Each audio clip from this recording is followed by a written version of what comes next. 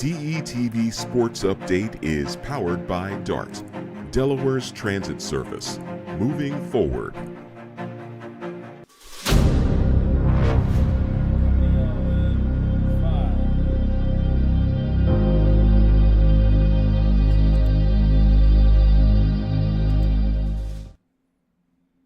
And welcome live inside DETV Sports, a special Zoom edition here today as Matthew and I coming up from different locations. Also, Dennis, he's back at the studio putting the whole thing together.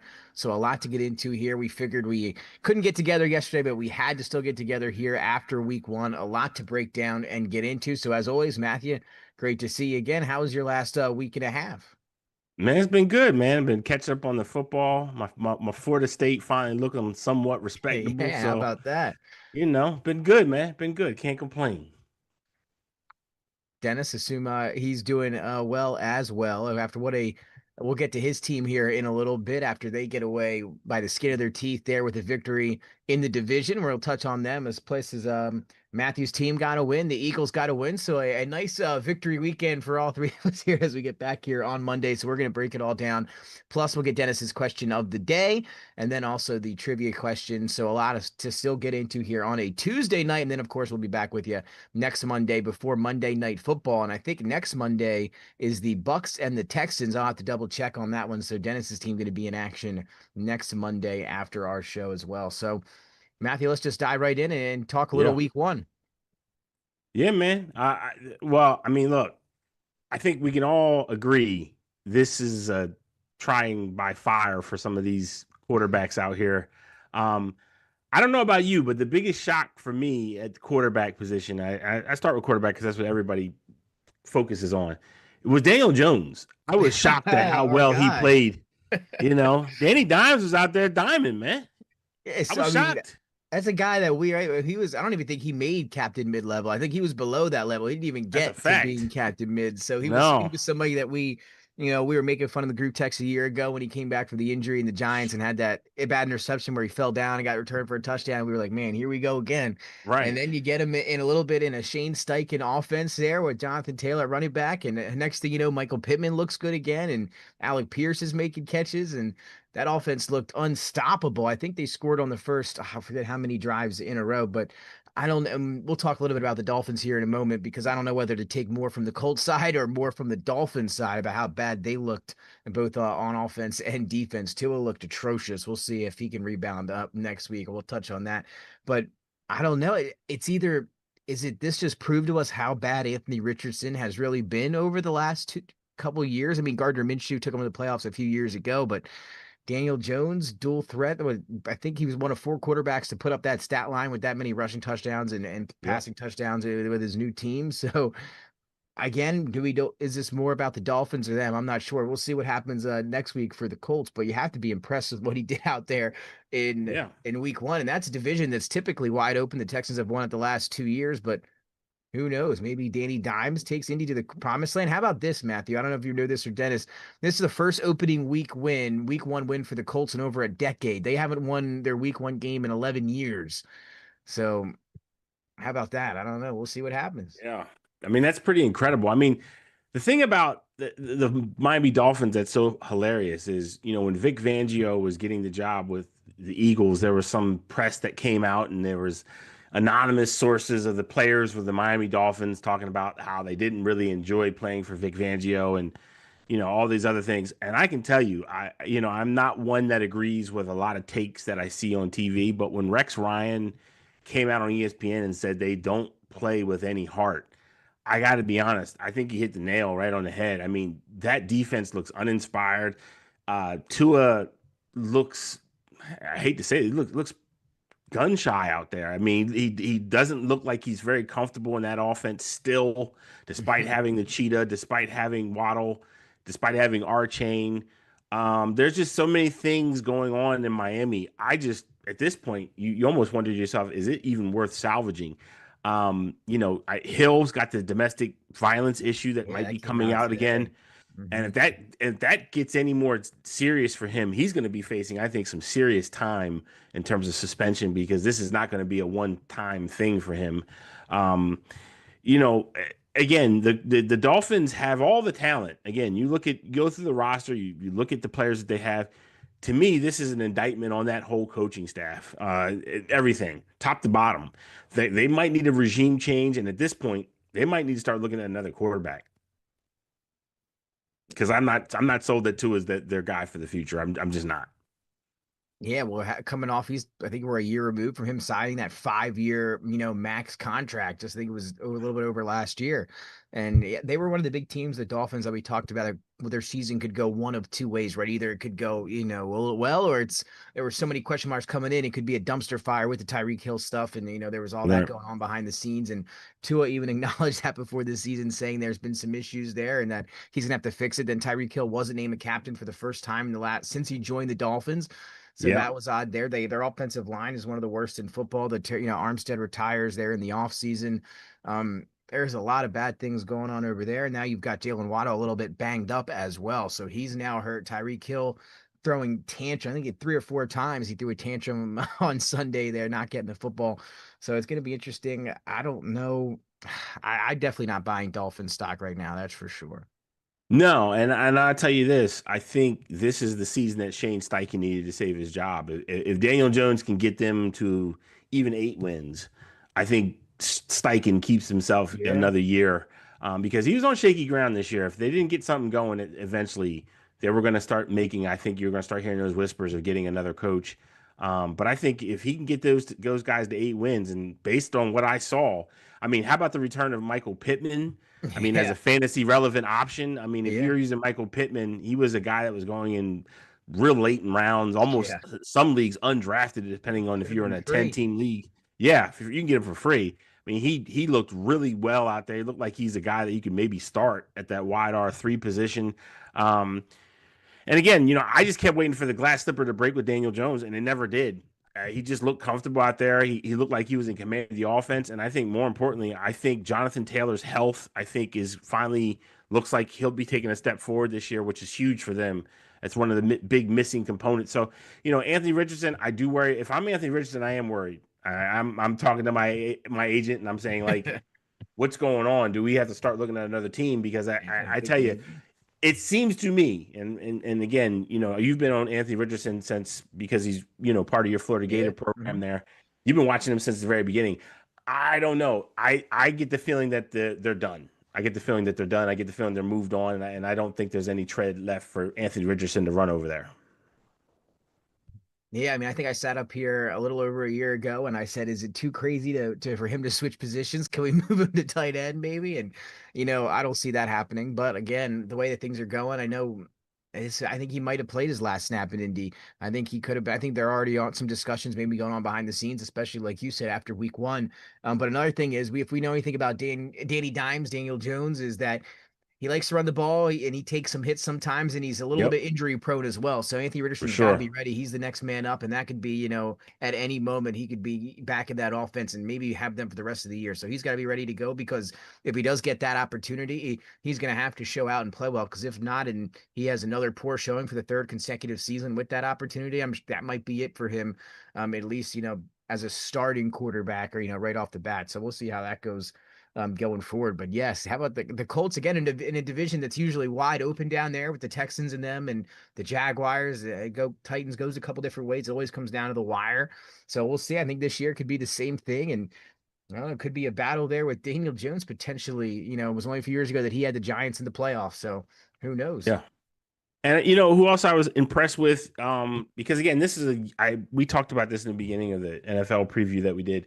There are quarterbacks that have to make the step forward this year. We highlighted Trevor Lawrence as being a guy. Yeah. Justin Fields did show up. I mean, people can say whatever they want. He showed up, and a lot of the reason why they lost was not on him. A lot of that was on special teams. They had a fumble there. There were plays that he had no control over. It was the reason why he lost. And I think he played well enough that if I'm a Jets fan, I am a little excited. He looked a lot better than, I know people are going to think this is crazy to say, he looked better than Aaron Rodgers did last year. Rodgers did not look great in that Jets offense. Breece Hall was electric in that game. I do wonder about Garrett Wilson. I still wonder about Garrett Wilson. Garrett Wilson, I know we all thought he was going to be this electric playmaker, and I'm not saying he's not a good wideout. I do wonder though if we maybe thought of him as closer to like a CeeDee Lamb, Jamar Chase type ability, where in reality he might be more of a complementary wideout, maybe more like a T Higgins, where maybe he can be a good wide R2 for a team, but not necessarily a wide R1 guy, which is a lot of what people thought coming out of his rookie year. But other than that, I mean, if I'm a Jets fan, I'm ecstatic with what I saw. I think Fields is definitely take a step forward. I think Trevor Lawrence took a step forward. He played well. Your guy that you've been highlighting all fantasy season he showed well. Strange was out there, great pass catching tight end for the Jags. Again, they're not going to miss Evan Ingram. He really went out there. He did his thing. And I was really impressed with, as another rookie tight end, was Tyler Warren. Tyler Warren was involved in a lot of stuff. I think they're really liking his versatility. Athletically, I think he was hard for people to cover. There was a couple plays where it looked like he should have got pass interference just because he was a handful for the opposing defense. So there were so many good rookies that took a step forward. So, and I don't want to be overreactive because I see people out here being very overreactive with Caleb Williams, being overreactive with Jared Goff. I don't want to be one of those people. Same thing with JJ McCarthy. But I will say this. Jared Goff, Captain Mid, is exactly what he was. That's right. He was mid. Lead you right into that. He was mid. He was mid. I mean, again, I got so much pushback when I talked about Jared Goff. People said, "Oh, well, you don't understand. He's good. He's really good." I'm like, dude, Jared Goff is a guy that is going to be really good when you don't need it, and when you need it, he's going to be okay to bad. It just there's no consistency with him. And I don't want to hear all this talk because I've been very consistent about this. If we're going to give Jalen Hurts smoke for having weapons, we can't say that this guy ain't got weapons, bro. I mean, he's got JMO, he's got St. Brown, he's got Laporta, he's got Gibbs, he's got Montgomery. He's got, I think, arguably the second best offensive line in football. Maybe you can say, if you don't agree with that, they're definitely top five. There's no argument. Took a few hits in the offseason, but still top 3 or 4. Yeah, for sure. Yeah. So he's got all the weapons there. Now, defense, that's the difference. But at the end of the day, he's got all the weapons on his side of the ball to be good. He just wasn't. I love the fact that the Packers went out there and played the game. They were physical. They were rough. They did not back down at all. Jordan Love made some of his Jordan Love plays that he makes where you just kind of like, ugh. But again, the physicality, I don't care what anybody says, they definitely stepped forward. They showed Detroit, like, you're not going to come out here. You're not going to bully us. We're going to bully you back. And on some level, I do worry about Detroit taking a step forward this year. I know some people had them as Super Bowl contenders. I don't know. I did not see a team that looked like they believe they're better than everybody thinks they are. They look like a team that when they went out there and they got punched in the mouth, they don't look like they were a team that responded back with being aggressive and trying to play their physical style of football. Didn't happen. So again, all this talk about them being Super Bowl bound, I don't know if I buy into that. Yeah, well, let's dive in. Let's just start right there with the Lions. I'm with you. That was one of the teams that we had question marks coming in. We wondered, without Ben Johnson, how would the offense look? I mean, all the same weapons back, no change in personnel, but play calling's a big thing, and I think Ben Johnson was a huge part of that. That's the reason that he made so much money to finally leave. He got to pick when he wanted to leave to become a head coach. He did that, and I mean, he's probably the most successful coordinator or offensive coordinator in the last couple of years in the NFL. So again, that was the big question with the Lions was, how are they going to be, this year offensively without him? And it wasn't a great week 1 showing. The offense was completely different. There was no rhythm to the offense whatsoever in that game yesterday. And again, Packers have a good defense. They're going to have one of the better defenses in the league, especially after Micah Parsons, who looked fantastic in limited work in that game on Sunday. But again, the Packers coming in, you're right. The Lions were the favorites coming into the season to win that division. And it's going to be one of the best divisions in football, as we know. But I'll tell you what, the Packers look pretty good, and they're now the odds-on favorites to win that division. And again, if we'll talk about it here in a moment when we kind of sum up the NFC as a whole, but you can make the argument they could be the biggest threat to the Eagles now in the NFC, potentially in Green Bay. Potentially, but I think the Eagles' biggest threat, honestly, is, and this might surprise people, I actually think Dallas is probably the only real team that has a chance to maybe beat the Eagles. I think the Eagles, it's really their side to win. If the Eagles don't come out of the NFC, I don't know. I'm gonna be totally flabbergasted because to me, they clearly are a step above everybody. I think it's going to take a phenomenal effort by either an individual player or a total team concept to beat them.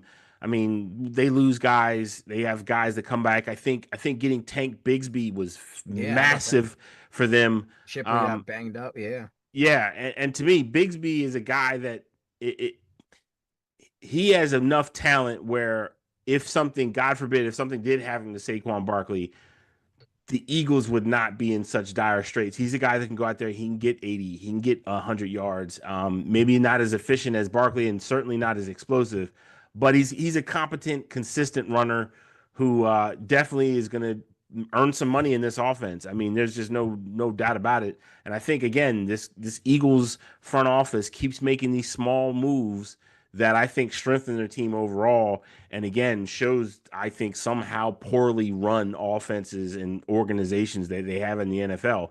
Because to me, the rich got richer when you make that kind of a trade. I know that some people, Tanks Bigsby just went by and they've said, oh, okay, who's that? But great backup piece there for them. Yeah, and again, just to go back quickly on what you said earlier, talking about the Jets. Yeah, how about that? That game had the lowest over-under on the entire slate of the afternoon. I think it was 36.5. And that was one of the games where I usually have them all up there. I was traveling back from Denver, so limited access on the plane ride back, but I was able to watch that full game from start to finish. And that was one of the best games, like I said, of the afternoon, maybe one of the best of the entire week one. Again, Justin Fields looked good, 16 to 22, 218 yards through the air with the touchdown, didn't turn the ball over, in that regard, and then was able to run for 48 more and 2 more scores. You said it, offense looked really good. It's going to be, Aaron Glenn wanted to change how they, how the offense, the identity of it, right? They didn't really have one last year. You mentioned Aaron Rodgers coming off that Achilles at that age. It's probably going to take a little while. I mean, over a year. And we saw towards the end of the year, he started to play a little bit better, right? He really started to look, almost like a quarterback. And that's kind of how he carried that over for the Steelers into yesterday. We'll touch on him on the other half. But it's a completely new identity for them offensively. Breece Hall looked like old Breece Hall. That was one of the big things that stood out to me. Justin Fields, I think I kind of figured he might be able to do something like that. We've seen him do it when he's been the quarterback before. He's always been effective, especially as a fantasy asset. If you got him late, you got to be happy with what you got there. Sure. But Breece Hall looked like old Breece Hall. He looked like prior ACL Breece Hall. I mean, he was making people miss. The burst was there, getting through the holes. 19 for 107 yards, and then again 2 catches for 38. I think he's going to have a little bit more, pass catches going forward in some of these games. But he looked really good. We heard all offseason it might be a committee with Braylon Allen, even Isaiah Davis, and that wasn't the case. I kind of figured that talent would stand out, and it did. And he was the lead back there. So. Again, coming in, it was the Jets have a defense, but no offense. Offense able to put up 32 points on a Steelers defense coming in that was supposed to be one of the better ones in the league as well. So, I mean, that game was a lot of fun to watch. Both defenses in this game were supposed to be, maybe top 10 to 12 units, and each offense hangs 30 on them. So a little bit different there. I think Garrett Wilson's going to be the lone kind of top option, like you mentioned here. I mean, he really still has never had a quarterback, a pocket passing quarterback, even with Justin Fields, but I still think he's going to be effective because Justin Fields can still make one guy that go-to guy. You see him do it, DJ Moore a few years ago in Chicago, where he had over 1,300 yards, I think 1,500 yards receiving. So he's going to be able to keep Garrett Wilson going, especially they were college teammates, so they have that rapport going already. I think he's going to be able to keep it up. 7 catches, 9 targets in that game for Garrett Wilson. I think we'll see a lot of that going forward. I can't guarantee 95 yards and a touchdown every week, but he's going to be the guy that has the best chance to do that. If you look at guys who had the second targets, I think Josh Reynolds was second in receiving corps with 3 targets. So he's going to eat up those targets outside, and how effective they're going to be, for the whole rest of the season from an NFL standpoint, we'll find out. But they looked certainly good in week 1. And then for the Pittsburgh Steelers on the other side, you got to be happy with what you saw out of Aaron Rodgers. 4 touchdowns. Again, the defense is what scared me a little bit. You make all those moves in the offseason, you get Jalen Ramsey. I mean, they lost a few guys to injury, but you get Ramsey, you sign TJ Watt to that deal, you bring in Darius Slay from the Eagles to play outside, and then you let Justin Fields put up 32 on you. So that was a little bit worrisome, but overall, I think you got to like what you see, because if the offense could put up 30 points or just get going with Rodgers, that defense is going to be fine, I think, down the stretch. But yeah. I think that game was one of the most fun games out of week one there. So I like that one. Quickly for Tyler Warren, love Tyler Warren. I had him as one of my top prospects there in the draft. He's got such a great feel for the game. You mentioned it. He looks so good out there. I think he's going to be another steal for fantasy late if you're able to get him. He's going to be effective, and he's definitely a quarterback's best friend. And Daniel Jones is going to find him a lot this season. And we already touched on Jared Goff, et cetera, and the Packers. So now, if I'm going to ask you a question here as we keep going for week number one, and that's about your 49ers. I'm sure the whole talk, at least, not just for the NFL, but in fantasy as well in the offseason, was about Christian McCaffrey and where you're going to take him the first round. And some people either hate him or you love him and stuff like that. Is he going to play? Scared a lot of people after last year, right before week one, kind of coming out and finding out that he had issues with the calf, ended up not playing until the very end of the season. And then even after that, wasn't able to finish it. Well, this year he comes out on Thursday. Report comes out right before ahead of the Eagles Cowboys game that he's dealing with another issue in the calf, and that out of nowhere, we hadn't heard anything all season, and that comes down, and then it goes all weekend into Sunday. We don't know what to think. He says he feels good that he's going to play, the same stuff that we heard last year, and everybody's like, hey, we've seen this movie, we've seen the ending before, we don't like it. And then he ends up suiting up and playing. He gets over 30 touches and kind of looks good in there. The Niners get a victory. We'll talk about the injuries that they sustained overall after this, but your initial thoughts on McCaffrey, what you saw out of your running back there were 30 touches, able to stay healthy, stay in the game, and the Niners get a win on the road.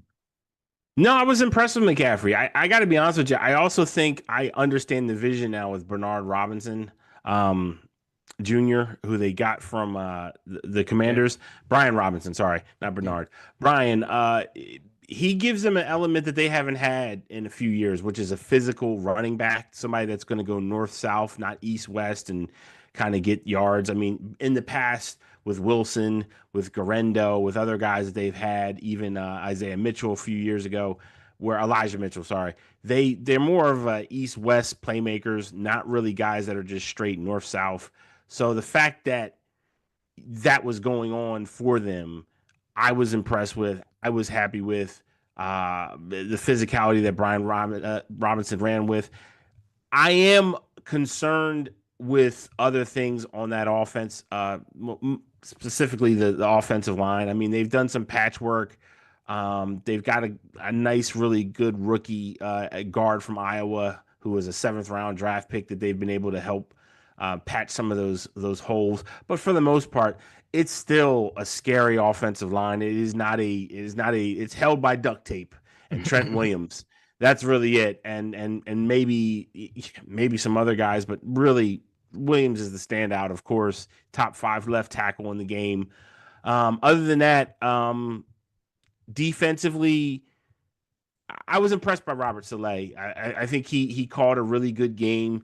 I think he made some changes. I think it was a different kind of game for us where it wasn't the offensive show. It was kind of a controlled offense, and then more of a defense wearing down the offense on the other side of the ball. So I was happy for that. But again, at the end of the day, I wasn't happy because the usual suspects got injured, most notably George Kittle. And people may not remember, I was very, very outspoken that they should get rid of George Kittle.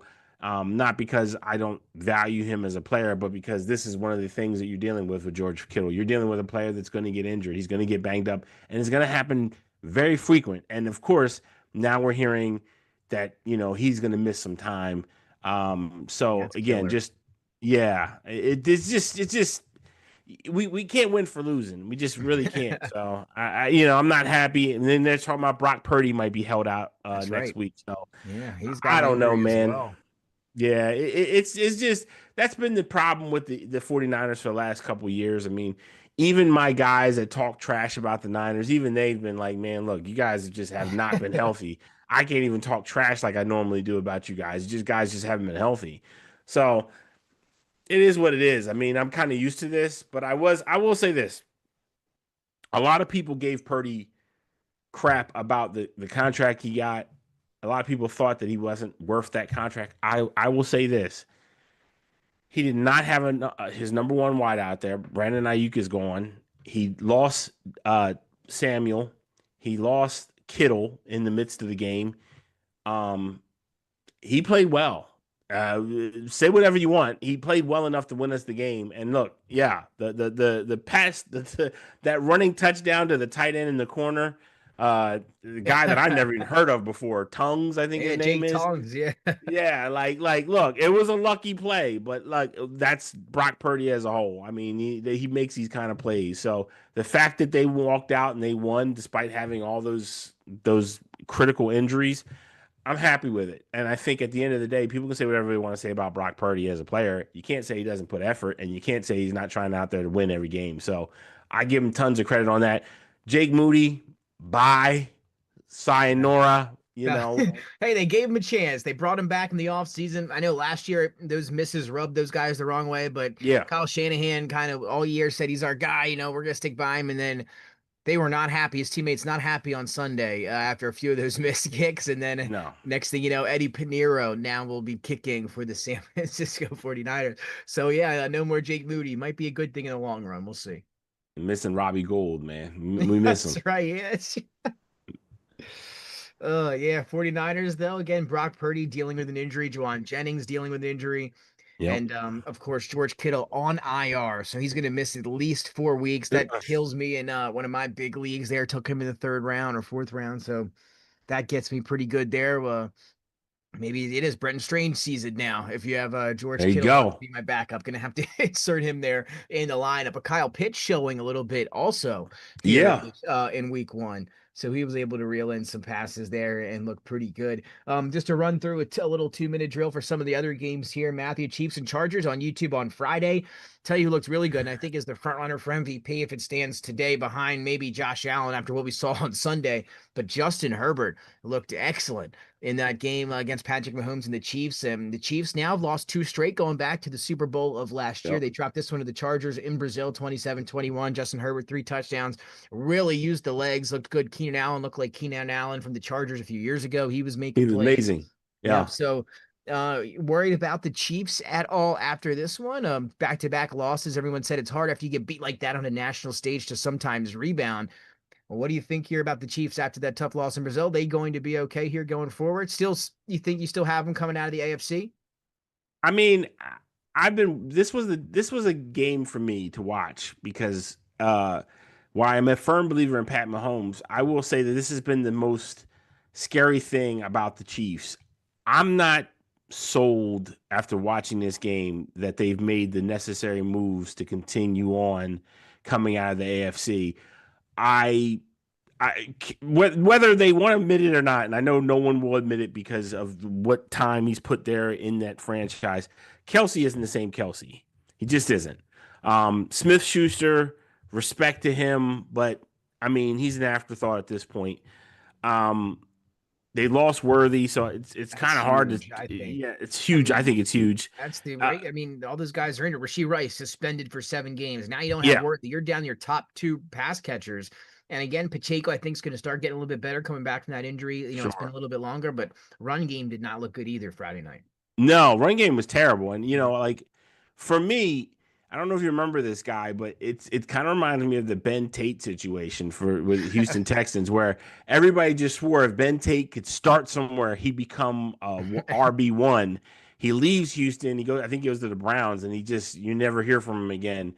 That's Kareem Hunt. We all thought when he left the Browns that he was going to be a guy that would take a step forward in the offense and go back to being who he was his first couple years in the league with the Chiefs.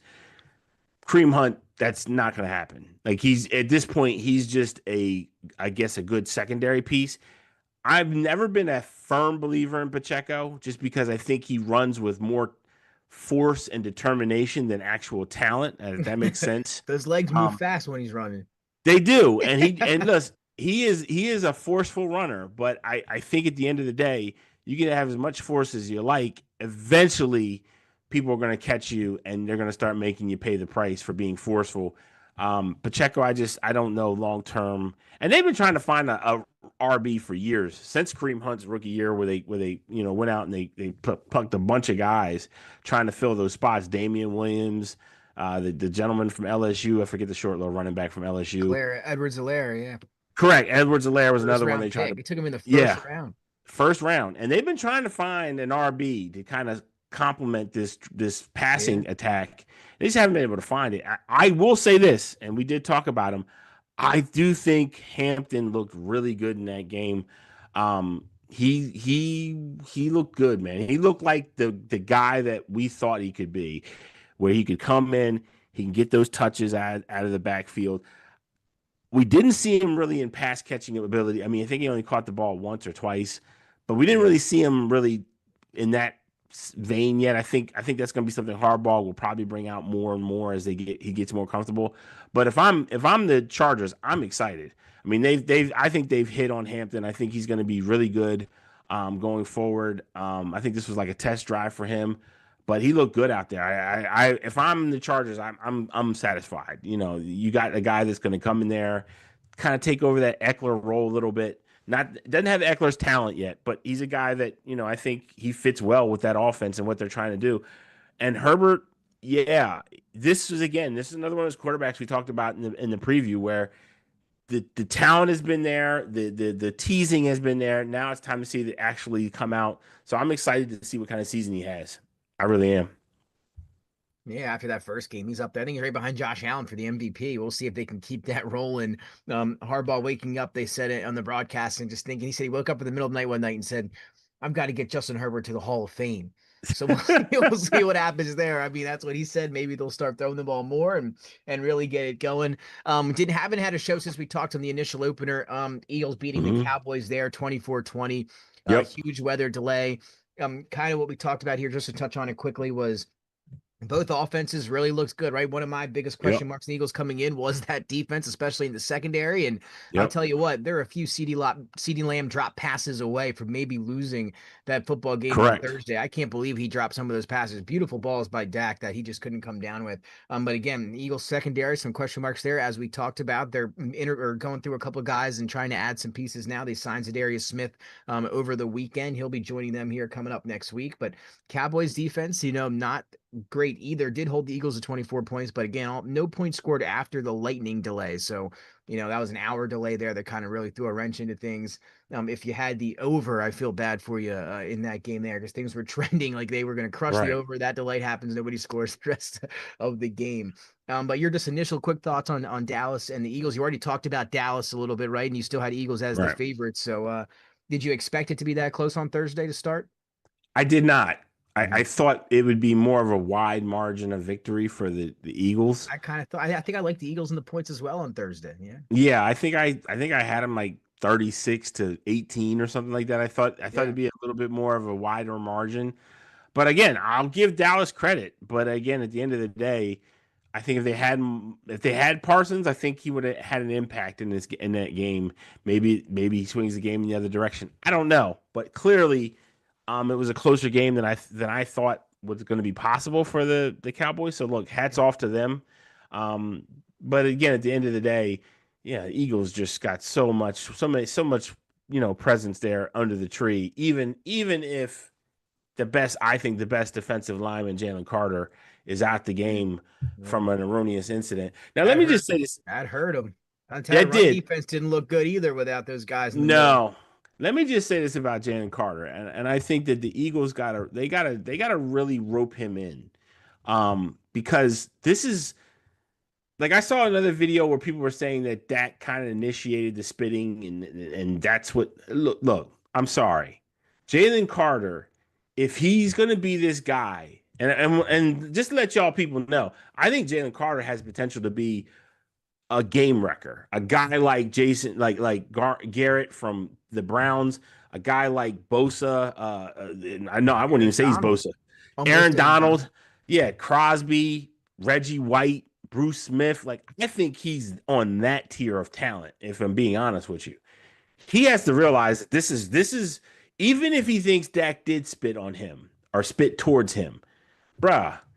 This whole shtick you do where you just go around and you try to be this bully, it's kind of weird, bro. And like at some point, you're starting to look kind of like you're psychotic. Like you don't really know what you're doing out there, and you're starting to look at the warning signs of what made him drop in the draft to begin with. Yeah, that's right. So, I mean, Carter's got it. Somebody, and I heard during the broadcast that. The linebacker you guys have, Nolan, that he's really good at communicating with Jalen Carter.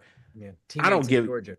Yeah, I don't give a damn who it is. Somebody has to sit down with Jalen Carter and say, listen, young fella, you're either going to be the next big guy to go into Canton that's from the Eagles organization and write your name in this book of hallowed halls, or you're just going to be a guy that people are going to look to and say, yeah, he was good, but he was psychotic. Like you're going to have to make up your mind here.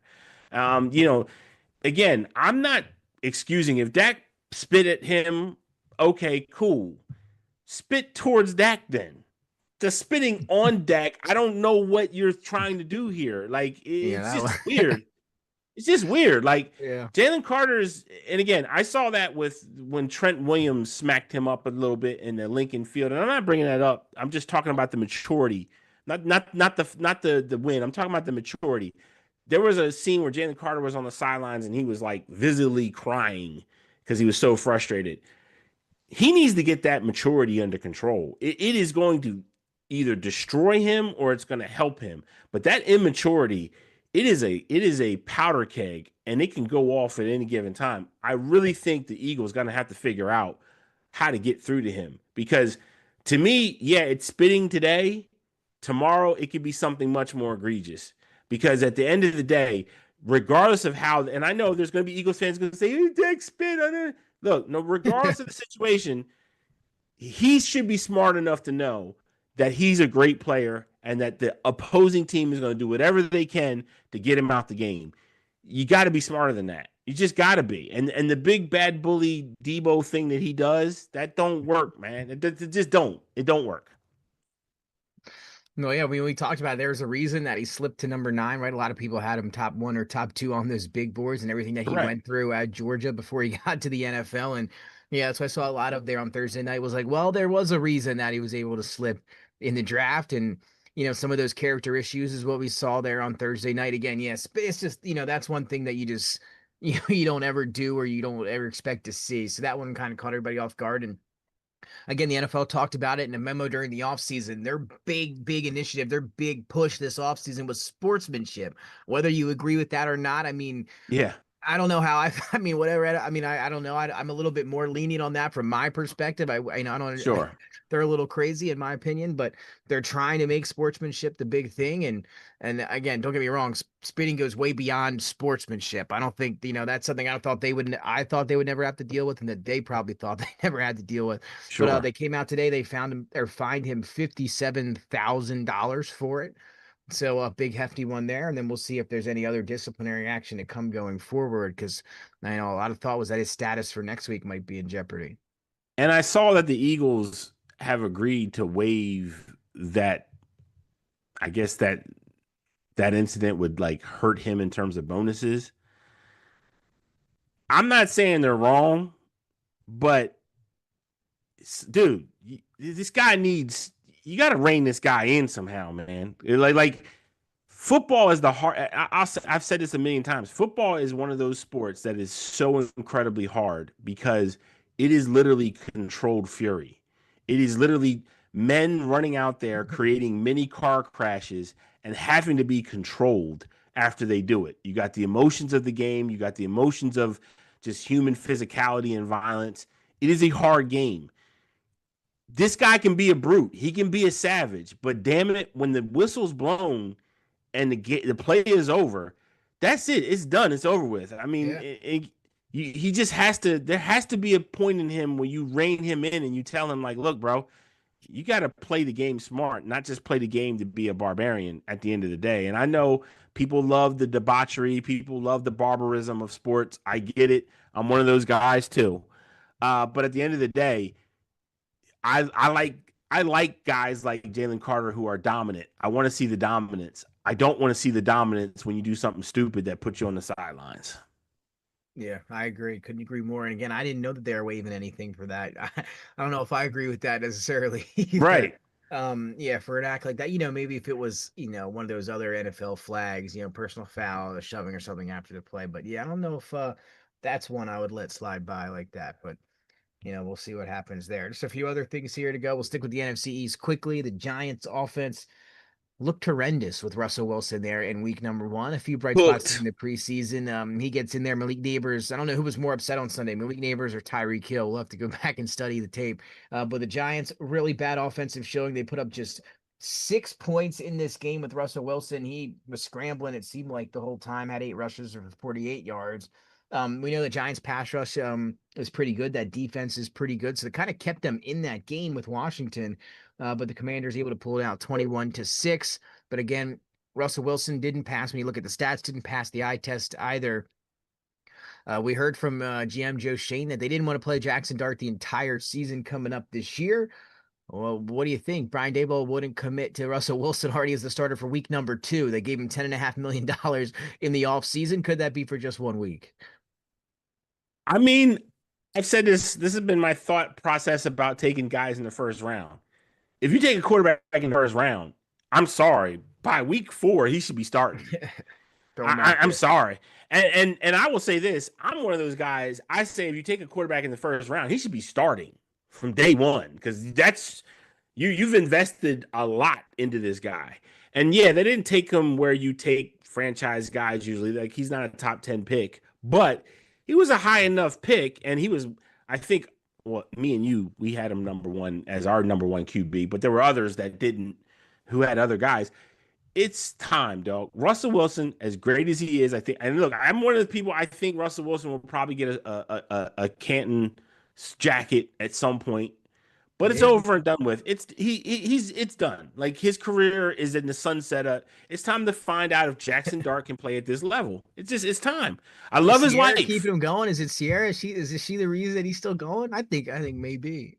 I think so. I think she likes that. She wants that life, and yeah, look, I think so too. I think that's part of it. I respect it, but man, if I'm the Giants, you guys have butchered so much talent. It's time to go out there and make this and build this back up. I mean, they got rid of Daniel Jones. Now Daniel Jones is looking great in the Colts.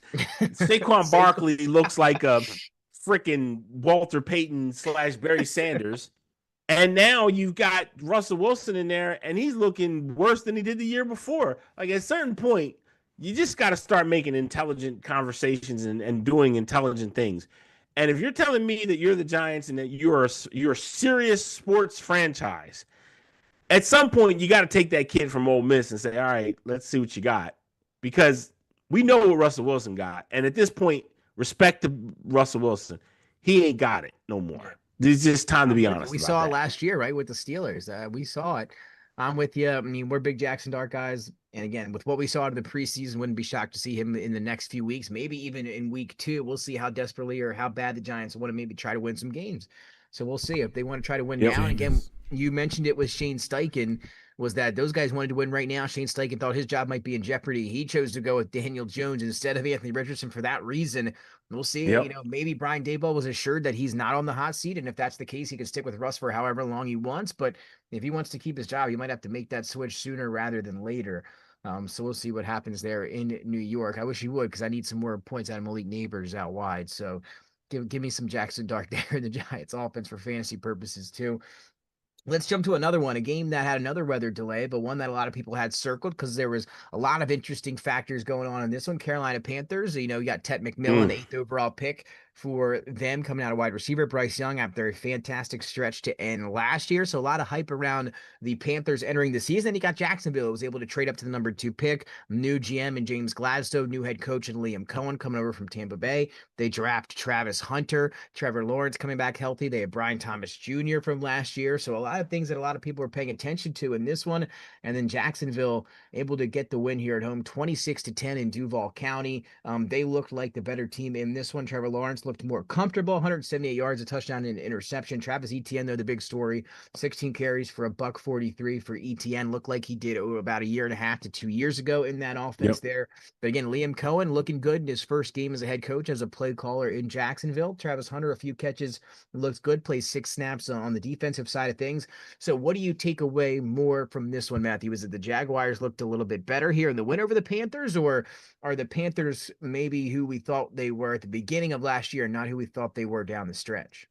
I think the Panthers are who we thought they were. I think they're like the Giants. At this point, I don't know if they're a real serious franchise. I mean, they took a number 1 pick on a QB. Now, I get it. You got certain assets, you can't get certain things. I get it. But they really haven't done anything to bring in talent for Bryce Young. It's not like Chicago when you take number one in Caleb Williams and you go out and you get him a potential wide R1 with Odunze. They gave him offensive line, Cole Kmet. They've given him weapons. He has weapons. Other than McMillan, Tech, like who they just got this year, Chuba Hubbard, respect to Chuba, but Chuba on any other team is a backup running back. He's not a starting running back. You're disrespecting the Chubler. Yeah, man. He's not. I'm sorry, bro. The Chubler, like, I'm not one of them guys. I'm good, bro. I'm good on him. I'm good. I don't want it. I don't want him. If he's like Rico Dowdle, who was with the Cowboys, who was also a Panther. He's a Panther now. Yeah, it's like, yeah, dude, you're starting, but you're not a real starter, bro. That's the same thing with Chuba, man. So outlook, are you more? Do you think more excited about the Jags, or you say more down on the Panthers? I think the Jags took a step forward. Yeah, with what they've got. Yeah, I like what they've done. But yeah, if I'm the Panthers, if I'm Bryce Young, I think at this point you got to start looking for a trade. You got to get out of there because they're not gonna.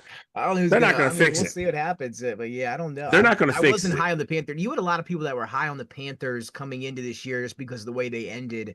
That 6-game stretch where Bryce Young looked like a competent quarterback last season. I wasn't really buying it, and didn't start off here in week number 1. So again, he does have the ability to change that. We'll find out, but. Kind of looked like he did to start last year to start this year. We'll see if he maybe picks it back up and really gets going. Quickly, Raiders get the winner over the Patriots. Pete Carroll's start with Geno Smith and company. Ashton Genty's debut. Not a lot of too much highlights from that one, but the Patriots go down at home to the Raiders. So every team in the AFC West gets a victory. Broncos hold on tight over Cam Ward and the Titans. Chiefs are the only team in the AFC West without a win after week 1. Yeah, I mean, shout out to the Chargers. I mean, I know the world's liking that. The world seems to not like the Chiefs. The Broncos they're doing smart plays too. I mean, we're talking about when they get themselves a solid QB. I mean, RJ Harvey, he ran out there, ran well. He had a really good 50-yard run out there, so he was looking good. They re-signed Sutton, gave him some great money. They got a competent tight end in Evan Ingram. So, they went out there. They did what they were supposed to do. They went out there trying to get more weapons for him.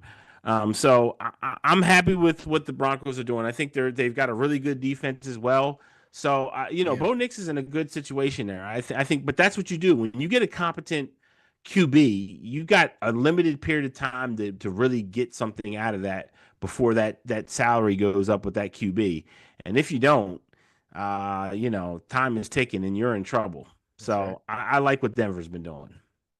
Yeah, again, they're one of the teams I was high on coming into the year. I think, and you talked about the defense, top 2 or 3 unit defensively in the league. And I think it says a lot about what Cam Ward was able to do. Again, keep that game close in his first ever, real NFL game. I think that was really good to see out of Cam Ward. But Denver, Bo Nix, slow start, just like last year. I think after a few games, people wondered if he was even a starting quarterback in the league after the first 2 or 3 weeks last year. And a slow start again today. I know he was one of the guys I was really high on coming into this year. So I think he will pick it up going forward. But a slow start for Bo Nix yesterday. But they got the win. Again, as we mentioned, everybody but the Chiefs have a game up there in the AFC West. So now it'll take us to Sunday Night Football, Matthew, and again, Ravens and the Bills. People are saying could be the game of the year already. 41-40 Bills walk it off on a field goal from Matt Prater. Yep. So like I said, as you guys know, I had a long travel day on Sunday, so I got home and I rarely missed the ending of any Sunday Night Football ever in history. But this one, guys, I called it a night. I did. It was 40-25 there in the late third quarter, early fourth quarter, and I said, I can't stay out anymore. It's, I got it to bed. I think it was actually fourth quarter, almost running out. And I said, I just got to hang it up. I got to go to bed.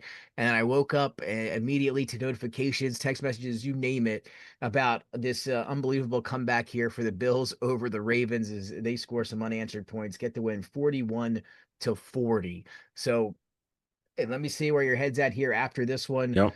Josh Allen goes Superman as usual. The Ravens, though, blow this one late when they just haven't been able to hold on to some of these games here down the stretch. In terms of, you look at one of the stats there for the Ravens leading by a certain amount of points.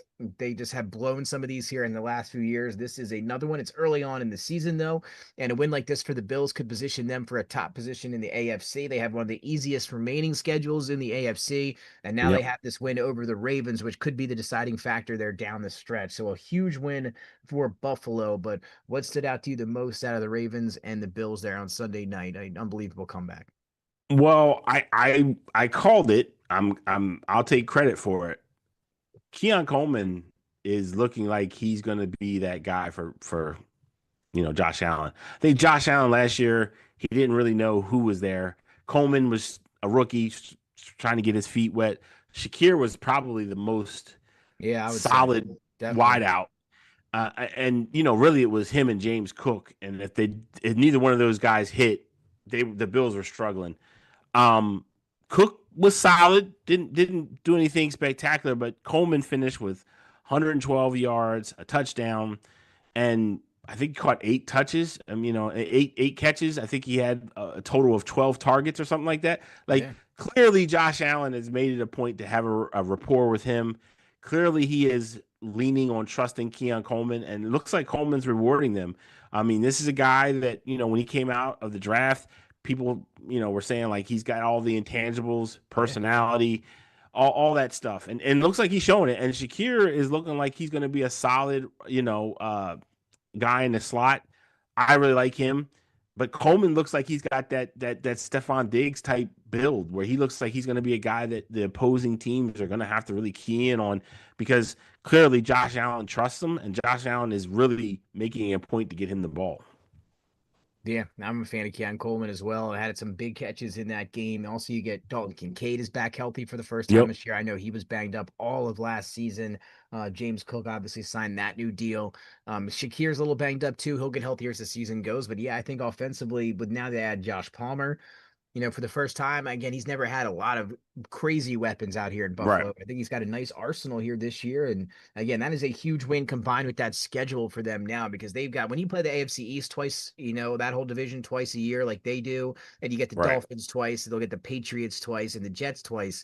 I'm not sure how many of those 6 games or 8 games in that entire division that they're going to lose, or 6 games. So we'll see what happens going forward, but they are now positioned perfectly. They are in the driver's seat now here in the AFC going forward. So we'll see if they can hold on here the rest of the year. The schedule says that they probably will be. They are favored in every game the rest of the season for Buffalo. So they're sitting now in a good spot after that big win for the Ravens. A huge fumble by Derrick Henry late, but other than that, he looked fantastic. Looked like he does each and every season.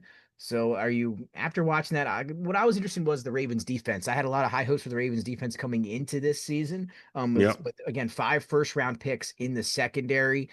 Roquan Smith manning the middle. They've got some good defensive linemen up there, but no pass rush. And I guess we saw that against the Bills on Sunday. Josh Allen had no pressure on him throughout that game, at least from what I saw. Right. And again, we'll see if because I think if you're the Ravens, you got to add somebody up front. I think you need a pass rusher. Darius Smith, who we saw the Eagles sign over the weekend, I think he would have been a great fit for Baltimore. Obviously not available anymore, but they got no pressure at all. I mean, they don't even have a name that comes to mind that can really get after the quarterback. So I think if they want to have success going forward, they're going to have to find an answer to that pass rush, but we'll see if they can do it. But 41-40, what a game there with Buffalo to kick off Sunday Night Football.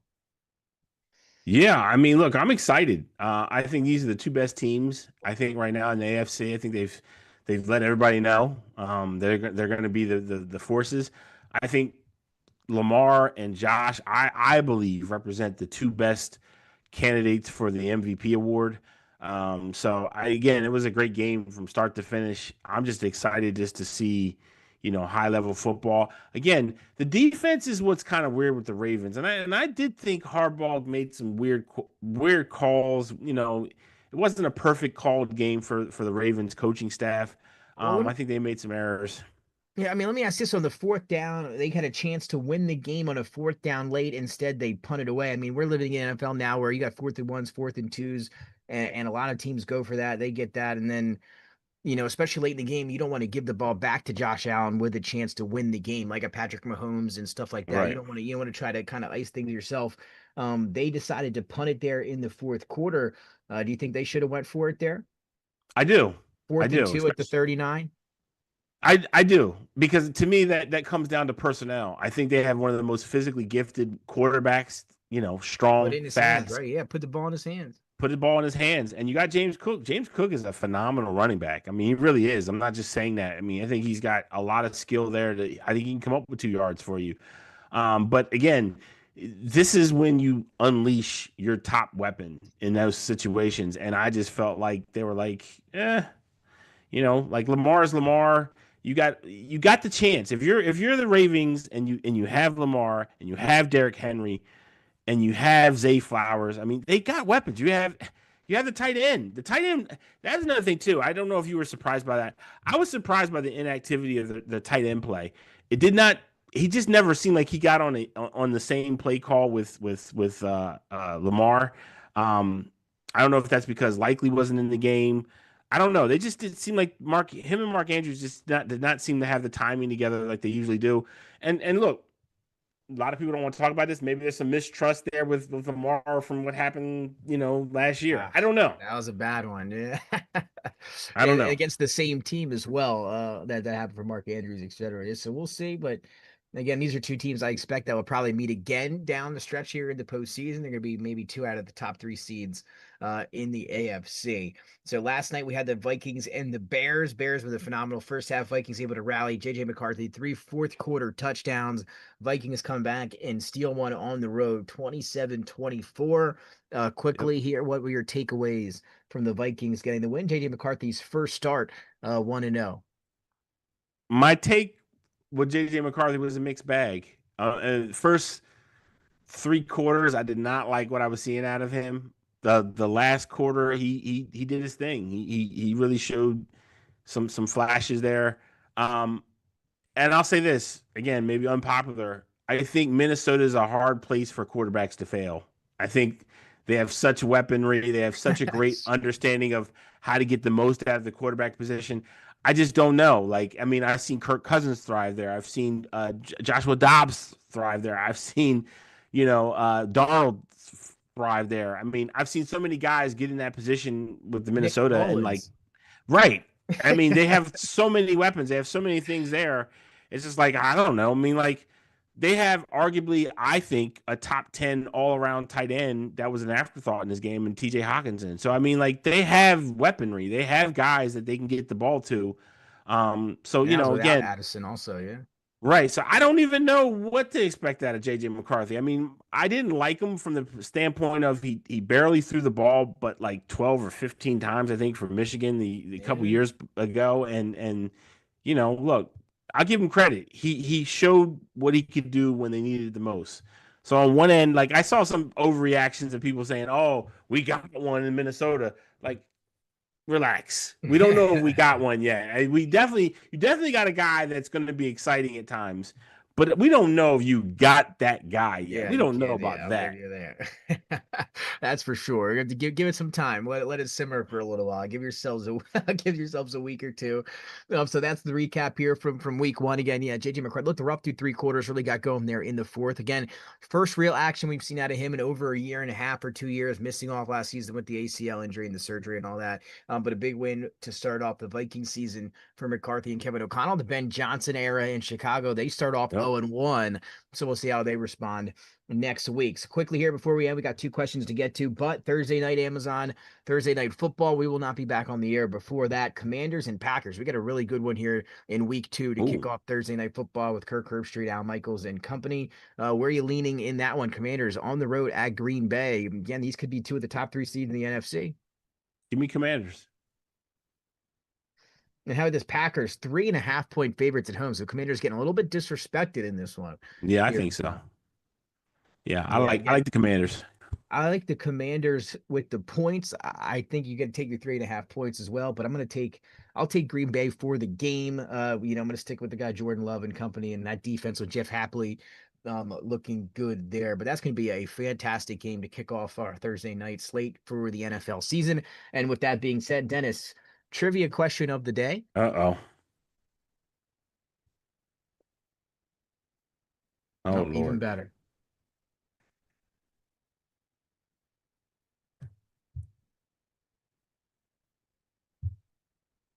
Which week 1 performance is more telling, the Eagles' strong start or a contender that stumbled out of the gate? So you're saying a contender that's not the Eagles?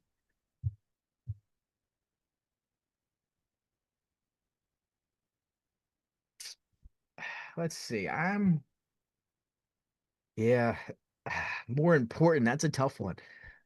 I'm maybe I think the Lions are going to be okay. I don't think they're going to be as good as people kind of thought they would be coming into the season. I think they were, again, they were the favorites to win that division.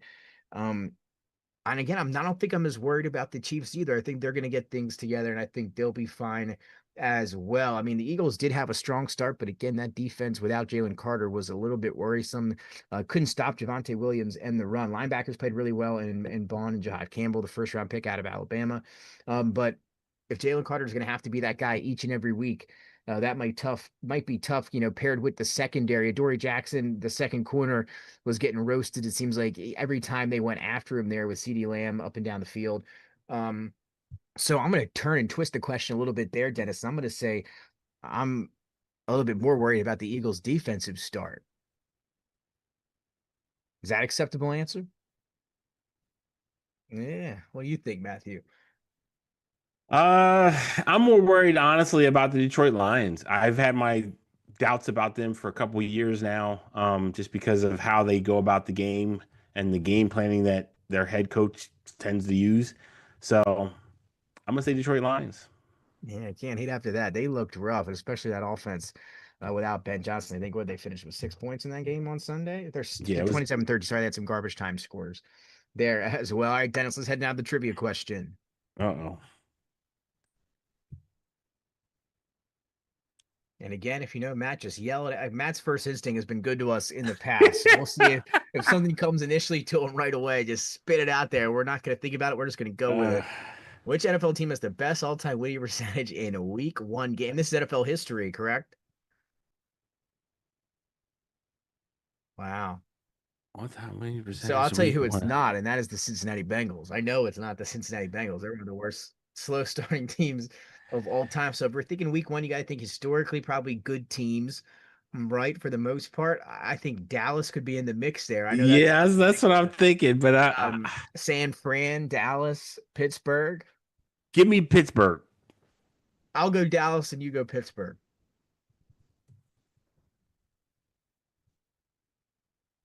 This is nasty. And here we go. All right. There it is. There we go. Yeah. Feels good to join the to get in and on see, once again, I thought Dallas, and then it was like you started naming guys. Whatever. A win is a win. It's good to help you out there, Matthew. It's good to help us out. We're a team. We're on the board, so I'm happy with that. There we go. Dennis, what's the all-time score now? I think he's got about one. I think it's one now or even. I think we might be on a roll here. Up by one. I think we'll give you up by one. We're going to go over and we'll recalculate for next week's show. Make sure we come back with the correct answer there. But again, closing words here, Matthew. Dennis, thank you very much. Of course, two fantastic questions there.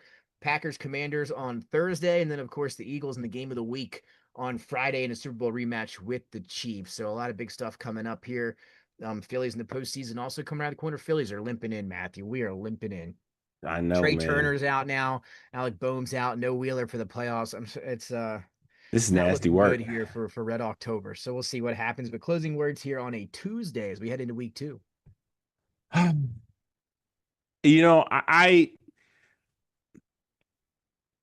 It's about college football for me. It is painful to see how some programs have just completely lost the identity of who they are.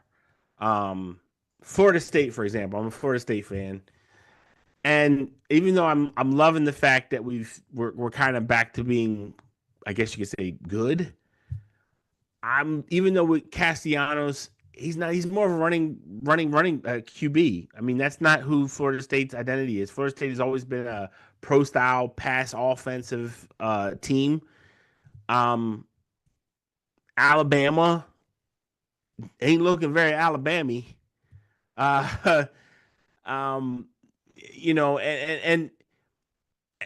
people think I hate on this team, and I don't really hate on this team, but Notre Dame, it's like I don't see the big appeal about Notre Dame. I never have. I can be honest. Got a lot of money over there now for NIL. They got a ton of money over there. And look, I get it. I get why people think Notre Dame. So, like, I had this conversation with somebody, and they asked me. They said, "Well, like, who do you think is an all-time college football program of all time?" And I said, "It's probably Notre Dame, all time. If you're talking about all time, it's probably Notre Dame." But if you said to me of the last 20 years, who are the top 5 football programs, Notre Dame ain't on that list at all. If you're talking about last 20 years, since internet, it ain't been them, bro. Like, I'm sorry. Like, and that's no slight to Notre Dame. Like, I get that people are excited about Notre Dame, and that for some people, they get introduced into college football as Notre Dame. For me, I got introduced into football through the 95 Nebraska, or the Cornhuskers, and Miami. That's who I got introduced into football. And as I'm watching, college football, it's just like, man, like, Florida State ain't Florida State. Miami's not Miami, really. Florida's not, at least my Frito Florida from a while ago. Dylan Raviol's like some fake Pat Mahomes. It's like, man, it's like all this stuff that I love. Quarterbacks wearing number 47. Yeah, man. On Saturday. It's just so bad. But let me just say this, and I think this is the olive branch. Even though things have changed greatly, I am appreciating seeing some of these former players get chances to be coaches, like Deshaun Jackson, Michael Vick, Eddie George, I think, is now coaching, and Deion. I think he left Deion. But more important than that, the Blue Hens, even though they lost, even though they're doing the work, to be a big boy program, okay? I am proud to see that the Blue Hens are starting to show themselves. Because when I talk to people all across the country, and there was like, who's your guys' team now? It's Saturday on national TV on Fox for the whole world. True story. I had a friend say to me, "Oh, the Blue Hens. This is around you guys." So I will say that. I know people don't like to hear that. I know, but it does matter. It does matter in the terms of the national conscience to see programs play other programs, so that Delaware all of a sudden doesn't become some weird state that's somewhere in the mix between Maryland and Philadelphia, that there's an actual state called Delaware. You know what I mean? So listen, I just want to say I respect what the Blue Hens are doing. I'm happy that they've taken the initial steps in Conference USA. I will say that, just to everybody in the local area, to have patience. It takes years to get a really good Division I football program. So just take your time. Be patient. It's not going to be overnight. It's going to take some time. James Madison, they didn't start off the hottest. They did better than most, but they didn't start off the hottest either. That's right. I mean, they're now one of those programs that people are starting to respect. Just give Delaware some time. I'm not saying that, because I saw people, Delaware sucks. You see, they got blown out by Colorado. I'm like, look, dude, this is their first year of Division I football, man. They could have been almost down 3 at the half. A miscue there at the end of the half. It would have been a 3. I mean, it would have been a 3 or 7 point game. They played tough out there. Just a few miscues. And it's funny you said that you gave that speech there. I thought that was perfect because when we were in Denver and in Boulder there on Saturday night, there was a get together for University of Delaware alumni and fans there. And who was there other than 2001 NFL MVP Rich Gannon? And Rich Gannon gave that exact speech that you just gave. That's crazy. The UD faithful in Colorado. And he used the exact term you did. He said, it doesn't happen overnight. We need you here, the support, etc. So yeah, absolutely. Could not agree more. How about that? You and Rich Gannon think awfully alike, Matthew. There you go. Delaware finest, baby. There you go. That's right. Blue Hens. They're both Blue Hens. There you go. Matthew and the NFL MVP. Yeah, 2-1 there. There you go. What a speech. And he's absolutely right again. Won't happen overnight, but appreciate the support. And again, stick with them. We'll get there eventually for sure. Yeah. And they're doing big things in my college football 26. So that's right. That's on now. That's right. Keep working that. Getting that NIL fund. Get that NIL fund going. I got them in the ACC, baby. Oh, there we go. We've been talking about that. Which might be gone in a few years. Next stop, we're heading to the SEC. That's right. We're heading to play down with the big boys. Right. All right, well, that's going to do it for us here on a Tuesday. Dennis, thank you so much as always. Gets us up and running and through the show, and we're back on the board with the answer there, trailing by just one. So for Matthew and myself, we will see you next week. Enjoy week 2.